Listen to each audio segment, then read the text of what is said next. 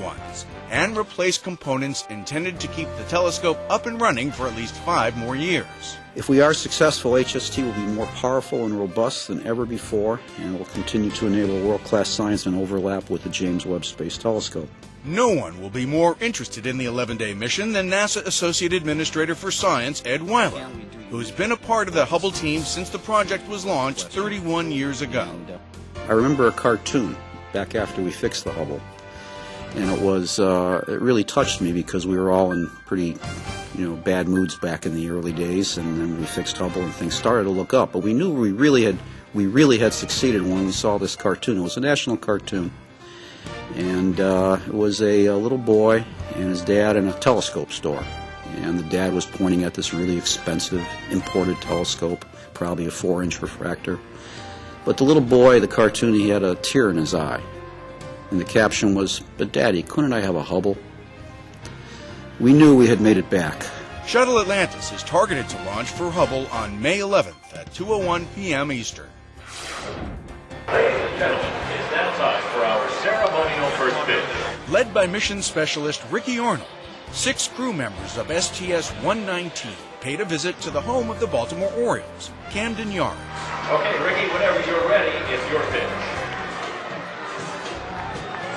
Arnold, a native of nearby Bowie, Maryland, got to throw out the ceremonial first pitch before the O's took on the visiting Los Angeles Angels of Anaheim. That's good work there, Ricky, and welcome to EVA. Copy, thanks. The former science teacher conducted 2 spacewalks outside the International Space Station during the March mission, his first spaceflight. The other 119 crew members joining Arnold at the game were Commander Lee Archambault, pilot Tony Antonelli, and mission specialists Joe Acaba, Steve Swanson, and John Phillips. Arnold also presented the Orioles with a team jersey that flew with the crew to space on Shuttle Discovery. What a great honor. What a great privilege. 2 NASA pioneers received the highest honor the Smithsonian's National Air and Space Museum bestows, the Trophy for Lifetime Achievement. John Cassani and Gordon Fullerton accepted their awards at a private ceremony at the Washington, D.C. Museum.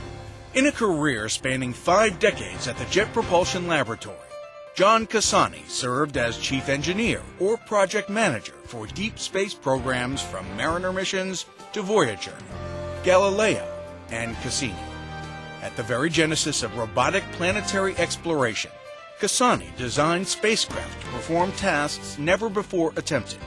His leadership and engineering expertise advanced our knowledge of the solar system through missions that yielded increasingly detailed data and awe-inspiring imagery.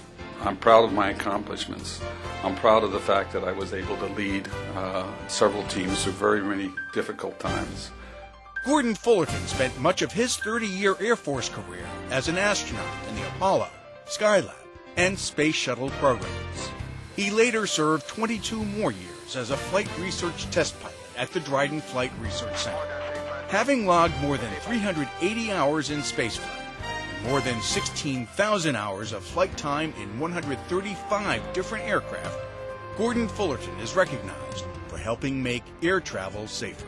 I would submit, though, that the award that I just received is misnamed. It really should be the Lifetime Good Fortune Award. As I look back, it's been 50 years of uncommon good luck all the way.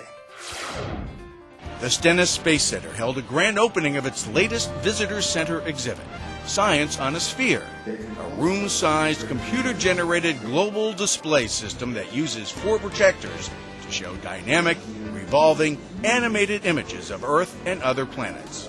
The 68-inch giant animated globe depicts a variety of planetary data on everything from weather patterns and global warming trends to atmospheric storms and ocean temperatures.